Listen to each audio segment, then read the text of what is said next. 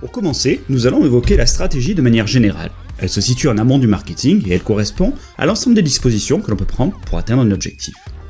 Elle est définie par le Larousse de cette manière, ce qui a l'avantage d'être compréhensible et applicable à tous les domaines, du commerce, de la gestion ou du marketing en lui-même. La stratégie générale d'une organisation va fixer les domaines d'activité dans lesquels celle-ci va vouloir s'étendre et se développer.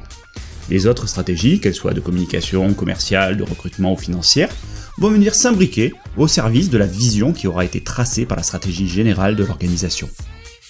Parmi les notions importantes enseignées en stratégie, vous avez déjà dû rencontrer par exemple la notion d'économie d'échelle qui explique la baisse mathématique du coût unitaire avec l'augmentation des volumes d'affaires.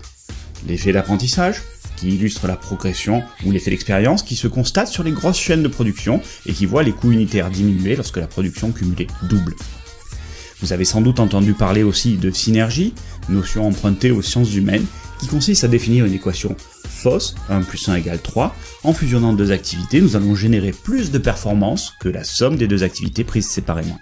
Cette stratégie et ces notions fondamentales expliquent le tissu industriel où des grands groupes se concentrent pour mutualiser au maximum les ressources, pour tirer un maximum de profit, au détriment notamment du nombre d'emplois créés.